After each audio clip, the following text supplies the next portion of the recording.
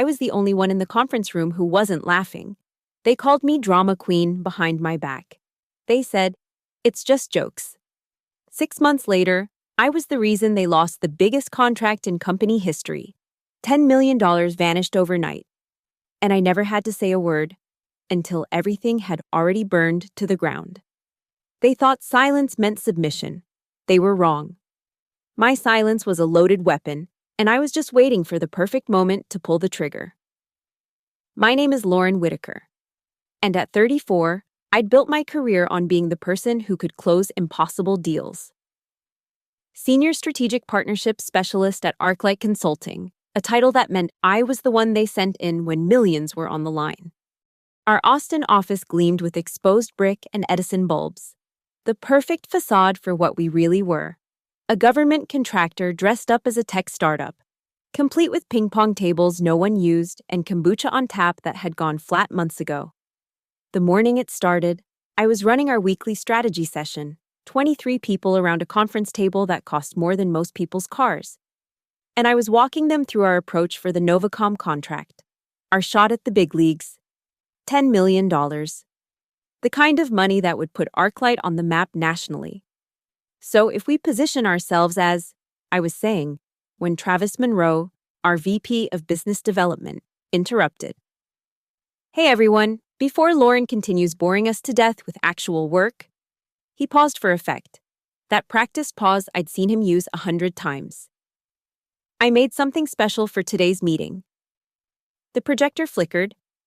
My professional headshot appeared on screen. Except it wasn't just my headshot anymore. Someone had photoshopped it onto a dominatrix's body, complete with whip and leather.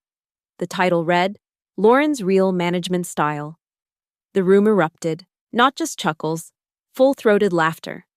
Our CEO, Marcus Chen, was wiping tears from his eyes. The head of HR, Sandra Williams, was covering her mouth, but her shoulders were shaking. Even the two other women in the room were forcing smiles. That survival mechanism I recognized all too well.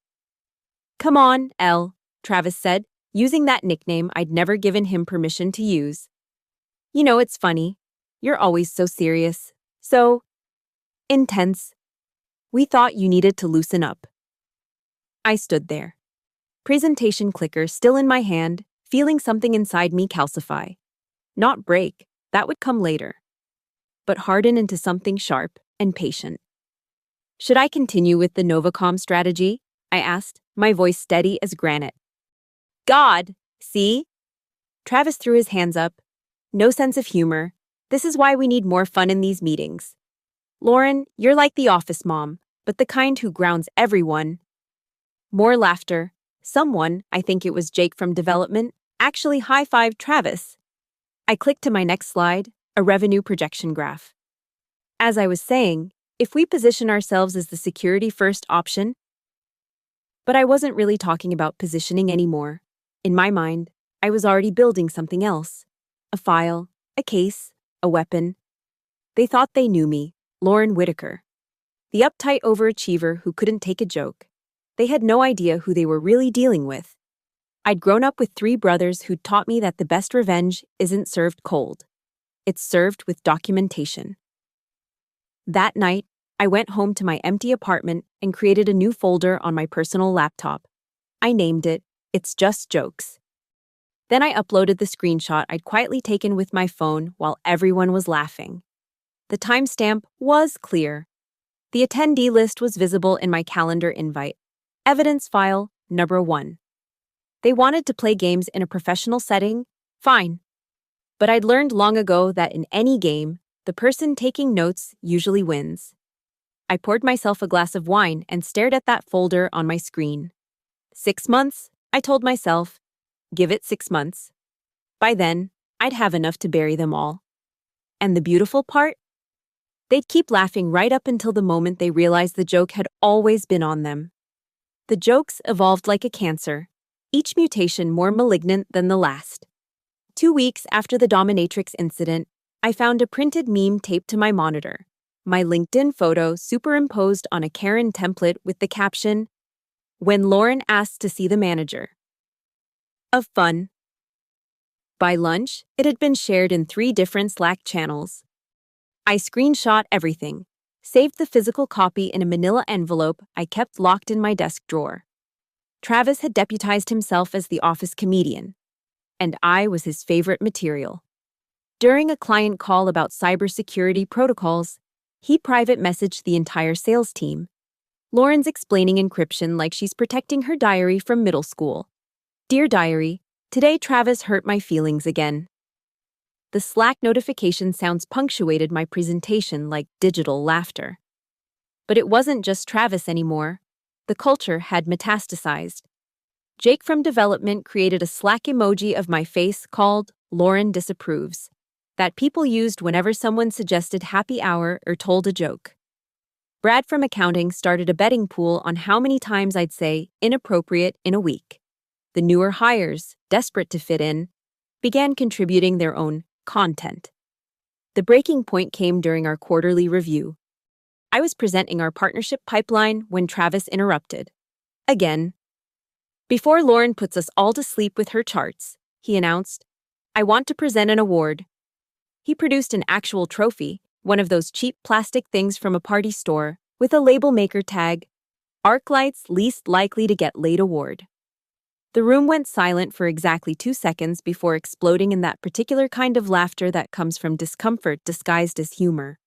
Even Marcus, our CEO, was smirking behind his hand. Travis, Sandra from HR said weakly, that's probably, what? It's just office banter. Lauren knows we love her. Right, Queen L. Queen L.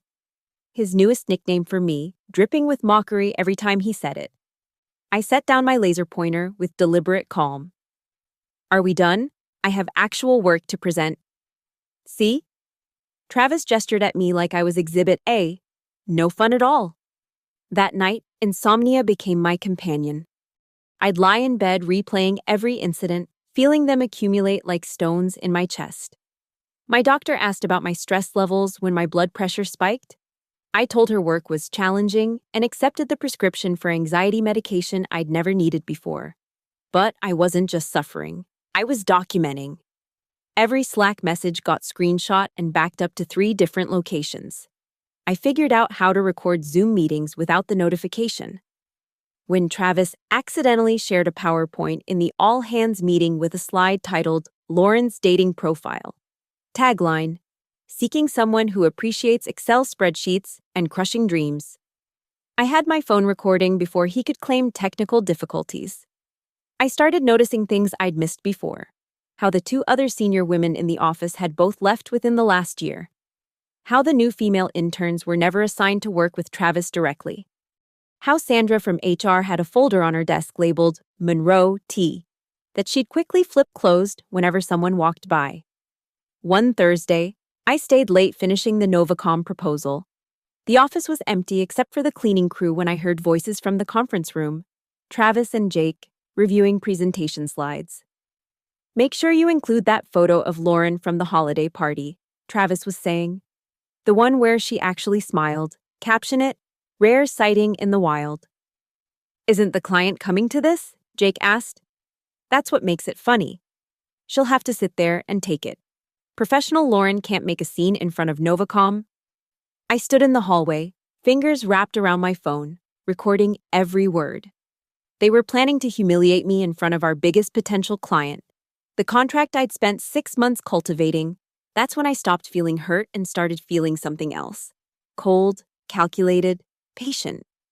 I went back to my desk and opened my It's Just Jokes folder. 63 files and growing, screenshots, recordings, emails, even security camera footage I'd learned how to pull from our system. A comprehensive chronicle of a hostile work environment that HR had ignored and leadership had encouraged. They thought my silence was weakness. They were wrong. My silence was a rope, and they just couldn't stop wrapping it around their own necks. The Novacom dinner was supposed to be my triumph. 6 months of relationship building, countless revision rounds, and strategic positioning had led to this moment. The private dining room at Austin's most exclusive steakhouse, where handshake deals over Wagyu turned into signed contracts worth millions. I wore my best suit, The charcoal Armani I'd bought with my first bonus. Professional armor for what should have been a celebration. Lauren's running a bit late with the presentation materials, Travis announced as guests arrived, though I was standing right there with my laptop ready. Why don't I handle the pitch tonight? You know how she gets with public speaking. I didn't get anything with public speaking. I'd presented to Fortune 500 boards. But I saw Marcus nod approvingly, saw the Novacom executives, 3 men in their 50s, settle into their chairs with bourbon. And I knew fighting would look worse than accepting. Of course, I said, voice steady as I handed over my laptop. The deck is queued up. Travis's smile was a wolf's. Perfect. Just sit back and relax. Queen L. The dinner progressed with painful predictability. Travis retold my strategic insights as his own, peppered with self-deprecating jokes that somehow always circled back to me being uptight, demanding, a real taskmaster. The Novacom team chuckled politely, shooting me occasional glances I couldn't quite read. Then came the presentation. My slides appeared on the pull-down screen. Quarterly projections, implementation timelines, security protocols. Travis narrated with his usual salesman's flair, building to what should have been our competitive advantage slide. Instead, the screen filled with a photo from last year's company picnic. Someone had caught me mid-bite of a hot dog. Eyes closed, mouth ungracefully open. The slide title, Lauren finally put something in her mouth. The subtitle, Proof that Miracles Happen. The room crystallized into a tableau of horror. Forks suspended midway to mouths, bourbon glasses frozen at lips. One of the Novacom executives, a silver-haired man named Harrison, slowly set down his drink with a precise click against the table. Technical difficulties, Travis laughed, frantically clicking. But the slide didn't change. If anything, the image seemed to grow larger, more grotesque. This wasn't... Someone must have... Is this... Harrison said quietly. What you consider professional. Marcus finally found his voice. I'm so sorry. This is obviously... obvious. The Novacom CFO, a woman named Patricia Chen who'd been silent all evening, leaned forward. Yes, I'd say it's quite obvious. She pulled out her phone with deliberate slowness. The sound of her camera shutter was thunderous in the silence. Then another. Another. Lauren, Harrison said, turning to me, I believe you prepared the actual presentation? I found my voice somewhere beneath the ringing in my ears. Yes, sir. I have backup materials. That won't be necessary. He stood, his colleagues following suit. We've seen enough to make our decision. Travis was babbling now, something about pranks and team building and meaning no harm. Marcus's face had gone the color of spoiled milk. The other ArcLight executives sat like statues, calculating the damage in real time. I pushed back my chair with careful precision. If you'll excuse me. Lauren, Marcus started. I said excuse me. I walked out of that private dining room with my spine straight and my head high. Past the coat check, through the frosted glass doors, into the Austin night where the air was thick with humidity and possibility. My hands didn't shake until I reached my car. Then they trembled so violently I couldn't get the key in the ignition. I sat there in the parking lot, watching through the restaurant windows as shadows moved in panic behind expensive curtains. My phone buzzed. Sandra from HR. Emergency meeting tomorrow, 8 a.m. Do not speak to anyone about tonight. Then Marcus. Lauren. We need to discuss damage control. Travis. That wasn't supposed to happen. Wrong slide. We need to talk. I turned off my phone and drove home in silence. In my apartment, I poured myself a generous glass of wine and opened my laptop. The It's Just Jokes folder stared back at me, now containing 87 files. But I needed something more, something decisive. I opened a new email and typed in an address I'd been saving. Patricia, Chen and Nova Com Solutions. Com. Subject line. What you didn't see tonight. My fingers hovered over the keys. 3 years of silence for the promise of a career. 3 years of being the punchline for the comfort of keeping a paycheck. I started typing. Dear Ms. Chen, tonight you witnessed a fraction of what I've endured at ArcLight Consulting. I believe your company deserves to know the full extent of the culture you're considering partnering with. I attached a single file, a compilation video I'd created last week in a moment of rage, thinking I'd never use it. 45 minutes of Travis's greatest hits. Timestamp verified, with guest appearances by every complicit leader who'd laughed along. My cursor blinked over the send button.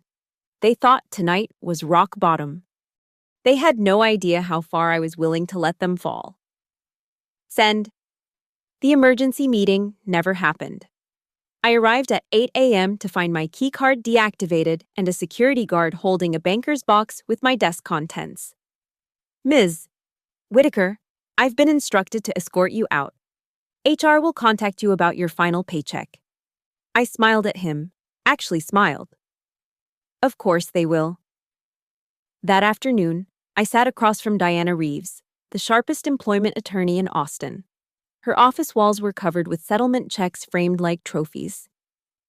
They fired you for leaving a client dinner? She reviewed my termination letter with predatory interest. After what happened? They're claiming I sabotaged the presentation. Did you? No. But I did something better. I slid a USB drive across her desk. Every incident from the past 3 years, time-stamped, verified, backed up in 12 different locations. Diana plugged it in. Her expression shifted from professional interest to something hungrier as she scrolled. This is comprehensive. There's more. I pulled out my phone. I've been in touch with 14 former female employees. 6 have similar documentation. 3 filed HR complaints that were mysteriously lost. 1 has recordings of Marcus himself making jokes about my biological clock ticking too loud. Jesus. Diana leaned back. You built a RICO case against your own company. I built leverage. The question is how to use it. She was already taking notes. We could go for wrongful termination, hostile work environment, retaliation. I don't want their money. I said it so firmly she stopped writing. I want something better. Over the next 2 weeks, I became a ghost with a purpose. While ArcLight scrambled to salvage the Novacom deal, I built my coalition. Sarah, who'd left after Travis cornered her at the Christmas party. Melissa, whose performance issues mysteriously appeared after she reported Jake's comments. Amy, the intern who'd recorded Travis rating the female staff by bangability during what he thought was a private happy hour. We met in coffee shops and living rooms, sharing stories that felt like exorcisms. Each woman had thought she was alone. Each had been told she was too sensitive or not a culture fit. I created a shared drive, the ArcLight files, color-coded by perpetrator, subcategorized by violation type, cross-referenced with witness testimony. It grew to 400 pages. But the masterpiece was the timeline I built for Novacom. Not just the harassment, but how it correlated with talent loss, failed projects, and settlement payments carefully hidden in the accounting. I drew a straight line from Travis's jokes to a 47% turnover rate in female staff, which had cost ArcLight 3 major contracts in 2 years. Patricia Chen responded to my follow-up email within hours. We'd like to meet discreetly. We met at a boutique hotel bar, the kind where conversations disappeared into mahogany panels and leather chairs. The video you sent was illuminating, Patricia said. But I suspect that's not why you wanted to meet. I slid her a portfolio. Professional, bound, with the Novacom logo embossed on the cover. Page 12 shows ArcLight's real diversity statistics once you account for turnover. Page 18 details the 3 lawsuits they settled under NDAs last year. Page 24 is a risk assessment of partnering with a company facing potential EEOC investigation. She flipped through slowly, her expression neutral. You're very thorough. Page 36, I continued, is a comparative analysis of ArcLight's only real competitor for this contract, Meridian Tech. You'll notice their female retention rate is 89%. They also have Patricia Martinez as their VP of Strategic Partnerships. You may remember her. She left ArcLight 6 months ago after filing a complaint about Travis Monroe that mysteriously disappeared. And you're telling me this because Novacom has a reputation for ethical partnerships. Your CEO wrote an op-ed last month about corporate accountability. I thought you should have all the information before making a $10 million decision. Patricia closed the portfolio. What do you want, Lauren? I want to watch them explain to their board how they lost the biggest contract in company history. I want them to know that every joke, every meme, every harmless prank cost them everything they worked for. I met her eyes. And I want them to know I did it without ever raising my voice. She stood, taking the portfolio. We'll be in touch. 3 days later, Diana called me. Have you seen the news? I pulled up the Austin Business Journal. The headline, Novacom announces partnership with Meridian Tech in $10 million deal. Buried in paragraph 4. Sources indicate Novacom withdrew from final negotiations with ArcLight Consulting, citing cultural misalignment and compliance concerns. My phone hadn't stopped buzzing. LinkedIn notifications, text messages, emails from reporters who'd somehow gotten my contact. I ignored them all except one. Travis Monroe. You vindictive bitch. You destroyed everything. I screenshot it and added it to the folder. Evidence file, number 158. The funny thing about revenge is that people expect it to feel like triumph. But sitting in my apartment, watching ArcLight's carefully constructed world begin its descent, I felt something else entirely. Peace. They thought I was building a case for money or vindication. They never understood I was building something much more elegant, consequences. And I was just getting started. The boardroom at ArcLight had never felt smaller. 24 hours after the news broke, an emergency session had been called. I knew because Sandra from HR had texted me in panic at 2 a.m. They're bringing in Novacom's legal team. What did you do? I didn't respond. But I did make popcorn. According to my network, former colleagues who suddenly remembered we were friends, the meeting started at 9 a.m. sharp. Novacom had sent their chief legal officer, Patricia Chen, along with 2 senior attorneys. ArcLight's entire C-suite was present, plus their legal counsel who'd been roused from vacation in Cabo. The recording I received later, courtesy of Amy, who'd maintained her IT access for 48 hours after being fired, was a masterclass in corporate destruction. Gentlemen, Patricia's voice was surgical in its precision. We're here as a courtesy. What we discovered during our due diligence was significant. The projector clicked on. My timeline appeared, the one I'd built showing 3 years of systematic harassment, color-coded and cross-referenced. Patricia walked them through it like a professor teaching Corporate Liability 101. This is ridiculous. Travis's voice, high and desperate. Those are just jokes taken out of context. Mr. Monroe. Patricia's tone could have frozen hell. Slide 47 shows you creating a presentation slide featuring a female employee in a compromising position for a client dinner. We have video evidence. Would you like me to play it? Silence. Our investigation, she continued, revealed that ArcLight has paid out $2.3 million in settlements over the past 18 months, all related to harassment claims, all involving Mr. Monroe or his direct reports, all covered by NDAs that, I should note, become void in cases of criminal investigation. Marcus finally spoke. Criminal? Creating and displaying sexual content of an employee without consent? In Texas, that falls under harassment and potentially revenge porn statutes. The fact that it occurred during a business meeting with interstate commerce implications? A pause for effect. That makes it federal. The sound of papers shuffling, chairs creaking. But that's not why we're here, Patricia continued. We're here because your former employee, Lauren Whitaker, provided us with something more damaging than legal liability. She showed us your true operating costs. A new slide. My second masterpiece, a financial analysis showing the hidden expense of ArcLight's toxic culture. turnover costs, recruitment fees, training expenses, lost productivity, settlement payments, legal fees. The total was staggering. Your bro culture, as Mr.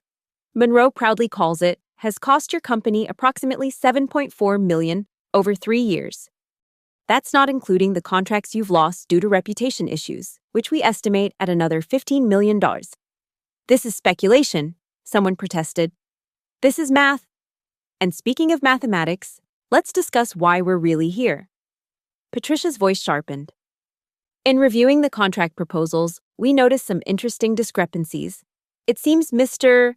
Monroe inflated project costs by 23% while underreporting female staff participation to make diversity numbers appear better.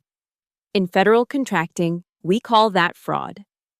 The silence was so complete, you could hear the air conditioning hum. Now, Patricia continued, Novacom has no interest in pursuing this legally. We're simply explaining why we've chosen Meridian Tech as our partner. However, we understand the SEC might be very interested in reviewing your federal contract billing practices, as might your other government clients. What do you want? Marcus's voice was barely audible. Nothing. We wanted you to know why you lost this contract, and to inform you that we'll be sharing our findings with our network of corporate partners. Transparency, you understand. Chairs pushed back. The meeting was ending. One more thing, Patricia added. Ms. Whitaker copied several other companies on her detailed documentation. Boeing, Lockheed, Amazon's Government Services Division. I'd expect they'll be reconsidering their partnerships as well. The recording cut off after that, but I didn't need to hear more. By noon, my LinkedIn was flooded with connection requests from recruiters. By 2 p.m., 3 competing firms had reached out with job offers. By 4 p.m., a Reuters reporter had somehow gotten my number. I ignored them all. Instead, I sat in my favorite coffee shop, watching through the window as news vans began gathering outside ArcLight's building. Diana texted me. Travis Monroe just got perp walked out of the building. Securities fraud? The FBI apparently received an anonymous tip with extensive documentation. I sipped my latte and said nothing. The tip included financial records showing systematic overbilling on government contracts. Very detailed, very thorough, almost like someone with inside knowledge documented everything meticulously. I responded with a single emoji. The truth was, I'd never intended to involve the FBI. But when you create a comprehensive file showing harassment, and that harassment is used to cover up financial crimes, well, some tips write themselves. My phone buzzed. An unknown number with a 512 area code. Lauren. The voice was familiar. Sarah. The first woman who'd left because of Travis. Did you see? They're arresting him. They're actually arresting him. I saw. I'm crying. I can't stop crying. 3 years of therapy, and I'm finally crying. We stayed on the phone in silence. 2 women who'd survived the same war, watching our shared enemy fall. That's when I realized revenge isn't a dish best served cold. It's best served with documentation, corroboration, and a clear understanding of federal whistleblower protections. The afternoon sun slanted through the coffee shop windows, and for the first time in 3 years, I felt its warmth. The fall of ArcLight Consulting happened in real time, broadcast across every business channel in Texas. Day 1 after Travis's arrest. Stock price down 32%. Marcus held a press conference, sweating through his shirt as he promised comprehensive cultural reforms and zero tolerance going forward. The reporters weren't buying it. Day 3. Sandra from HR was escorted out carrying the same banker's box they'd given me. Word leaked that she'd been shredding documents when the FBI served their warrant. Obstruction of justice charges pending. Day 5. Boeing canceled their contract. Then Lockheed. The Department of Defense announced a review of all ArcLight's federal contracts. The stock price hit free fall. I watched it all from my apartment, fielding calls from reporters I didn't answer and job offers I didn't want. Diana had to hire an assistant just to handle the former ArcLight employees reaching out to join potential lawsuits.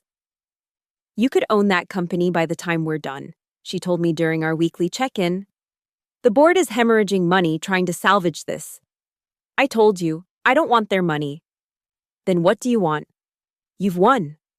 Lauren? They're finished. But I hadn't won yet. Not completely. Day 7. An email from Marcus. Lauren, I know you have no reason to speak with me, but I'm begging you. Please, just 5 minutes. I met him at a diner on the outskirts of Austin, the kind where the coffee is terrible and the anonymity is perfect. He looked like he'd aged a decade in a week. His usual swagger had been replaced by something hollow. They're going to liquidate, he said without preamble. The FBI investigation triggered a full audit. Travis wasn't just harassing women, he was billing phantom hours, creating fake subcontractors, skimming from projects. The whole sales division was in on it. I stirred my coffee and said nothing. 300 people are going to lose their jobs. People who had nothing to do with this. Good people. His voice cracked. I know I failed you. I failed all of you, but they don't deserve. Stop. I set down my spoon carefully. You want me to feel guilty? For the accountants who processed those inflated invoices? The managers who heard the jokes and said nothing? The good people who watched me get humiliated and kept their heads down? I'm trying to save. No, you're trying to save yourself. Again. I pulled out my phone and showed him a message. Meridian Tech offered me VP of Strategic Partnerships. Patricia Martinez recommended me personally, said they could use someone who understands accountability. His face went gray. You're going to our competitor? I'm going to a company that fired their last executive for making one inappropriate joke. Once. I stood, dropping a 20 on the table. Your 300 employees, the good ones will find better places. The complicit ones will end up exactly where they belong. Lauren, please. You had 3 years of please. 3 years of my reports, my complaints, my careful documentation that you ignored. You chose Travis. Every single day, you chose him. I left him there with the check and his consequences. 2 days later, the Austin Business Journal ran a feature. The whistleblower who brought down ArcLight. They'd somehow gotten a photo of me, probably from LinkedIn. I looked tired, but determined. The article detailed the FBI investigation, the mass exodus of clients, the imminent bankruptcy filing. But the part that mattered was the sidebar. Former ArcLight employees find new homes. A list of women who'd left the company and where they'd landed. Sarah at Apple, Melissa at Samsung. Amy starting her own consulting firm. 14 names, 14 success stories that happened despite ArcLight, not because of it. My phone rang. An unknown number. Ms. Whitaker, this is Sheila Bronson from the Equal Employment Opportunity Commission. We've received your file, all 400 pages. We'd like to discuss making you a test case for new federal guidelines on workplace harassment documentation. I'm listening. We want to use your methodology as a training template, the Whitaker Protocol, teaching employees how to properly document and report harassment. Your systematic approach could help thousands of women. I thought about all the Laurens out there, sitting in conference rooms, being told it's just jokes. Send me the details. That evening, I got one last text from Travis. From prison, apparently, where he was awaiting trial. I hope you're happy. I didn't respond, but I did smile. Because I wasn't happy. Happiness was too small a word for what I felt. I was free. They were finished, and every woman who came after me would know exactly how to build her own arsenal. The news was still playing on my laptop. ArcLight's logo being removed from their building. Federal agents carrying out boxes of evidence. The death of a company that chose comedy over conscience. I closed my laptop and opened my resignation letter to Diana. Meridian Tech was waiting, a clean slate, a chance to build something better. But first, I had one last file to update. Evidence file number 347. The end, 6 months later. I stood in front of a congressional subcommittee on workplace harassment, my testimony being broadcast on C-SPAN. The folder in front of me wasn't labeled "It's Just Jokes" anymore. It was labeled evidence. The Whitaker Protocol, the senator from New York was saying, has already been adopted by 43 major corporations. Can you explain why documentation is so crucial? I leaned into the microphone. Because silence is what they count on. Every joke, every inappropriate comment, every harmless prank, they rely on our shame to keep it hidden. Documentation takes that power away. And what would you say to critics who claim you destroyed a company out of vengeance? I'd say that Arclight Consulting destroyed itself. I just kept receipts. The hearing lasted 3 hours. I named names. I provided evidence. I watched senators who'd probably laughed at their own share of harmless jokes shift uncomfortably in their seats. When it ended, I walked out to find Patricia Martinez waiting in the hallway. "Ready for Monday's board meeting?" she asked. As Meridian Tech's new VP of Strategic Partnerships, I'd helped land 6 major contracts in as many months. Turns out, companies run by women were eager to work with someone who understood accountability. Almost. I have one stop to make first. That afternoon, I drove past Arclight's old building. The logo was gone, replaced by a for lease sign. The ping pong tables had been auctioned off. The kombucha taps sold for scrap. Marcus was working as a middle manager at a logistics company in Houston. Sandra was unemployed, her HR certification revoked. Travis was serving 18 months in federal prison with 3 years probation to follow. But I wasn't there to gloat. I was there to meet the women. They came from across Texas. The Arclight survivors, we called ourselves. Sarah brought champagne. Melissa brought cupcakes. Amy brought her laptop, where she'd been building an app to help women document workplace harassment in real time. To evidence. Sarah raised her glass. To consequences. Melissa added. To the end of silence. Amy finished. We toasted in the parking lot of the building where we'd been diminished, dismissed, and degraded. Where they'd tried to make us small with their jokes and their laughter and their boys' club bonding, they never understood the fundamental truth. You can't destroy someone who's keeping score. Later that night, I sat in my new apartment, twice the size, half the stress, and opened my laptop. The It's Just Jokes folder was still there. Archived, but not deleted. A reminder, a warning, a weapon I'd never have to use again because now everyone knew I would. My phone buzzed, a LinkedIn notification, another woman, another company, another request for advice on documentation.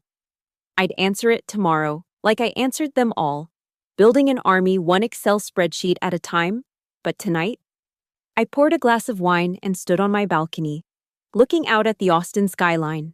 Somewhere in that maze of lights, there were conference rooms where women were being told it's just jokes. Somewhere, another Lauren was starting her own folder. And somewhere, Travis Monroe was lying on a prison cot, finally understanding that the real joke had always been on him. They thought my silence meant submission. They thought my documentation was paranoia. They thought my patience was weakness. They were wrong about everything. I raised my glass to the skyline, to the survivors, to the folders hidden on hard drives across corporate America. Here's to the quiet ones, I whispered. We're the ones who win. The city lights twinkled back, and I smiled. Not the forced smile from those conference room days, but something real, something earned. My name is Lauren Whitaker. I brought down a $50 million company with a folder named It's Just Jokes. And I'd do it again in a heartbeat. Thank you so much for listening to this story. I'd love to know where you're listening from. Drop a comment below and let's connect. If this story resonated with you, please subscribe to the channel and share your thoughts. Have you ever witnessed or experienced something similar? How did you handle it?